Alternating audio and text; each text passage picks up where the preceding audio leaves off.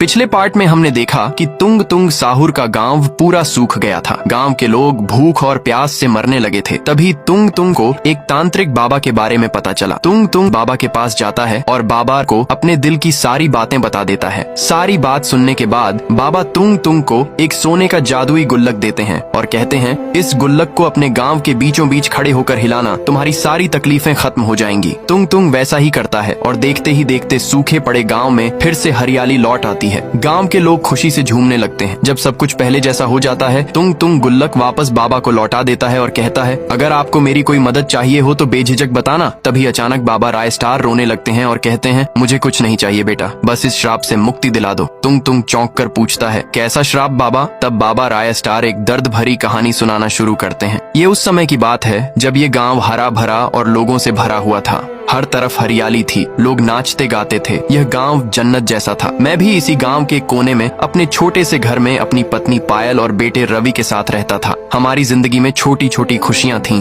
और हम उनमें ही संतुष्ट थे। लेकिन एक दिन सब कुछ बदल गया। एक शाम जब मैं घर लौटा तो देखा पायल बिस्तर पर लेटी थी और रवि उसके पास बैठकर रो रहा था। मैंने पूछा, क्या हुआ? तो रवि ने बताया, माँ काम करते करते अचानक चक्कर खाकर गिर गई। मैं घबराकर उसे गाँव के सबसे बड़े अस्पताल ले गया। डॉक्टर ने लंबे समय तक जाँच की और फिर कहा, आपकी पत्नी को कैंसर है और अब इसे कोई नहीं बचा सकता। ये सुनते ही मेरा दिल टूट गया। मैंने डॉक्टर के पैर पकड़कर कहा, कोई तो तरीका होगा, उसे बचा लीजिए, वो मेरे लिए सब कुछ है। डॉक्टर ने कुछ सोचकर धीरे से कहा, एक तरीका है लेकिन वो बेहद खतरनाक है। अस्पताल के पीछे एक घना और डरावना जंगल है जहाँ एक लाल रंग की जादुई जड़ी बूटी मिलती है। उससे कोई भी बीमारी ठीक हो सकती है, लेकिन लोग कहते हैं कि वो जंगल श्रापित है। जो भी वहाँ गया वो वापस नहीं लौटा। मैंने बिना कुछ सोचे अपनी बाइक उठाई और जंगल की तरफ निकल पड़ा। घंटों तलाश करने के बाद मुझे वो जड़ी बूटी मिल गई। मैं जल्दी जल्दी उसे अपने बैग में भरने लगा। तभी अचानक आसमान से एक सफेद पेड़ मेरे सामने गिर पड़ा। मैं हैरान रह गया। तभी उस पेड़ ने अपना रूप बदला और वो एक बूढ़े इंसान में बदल गया। मैंने पूछा, तुम कौन हो? उसने कहा,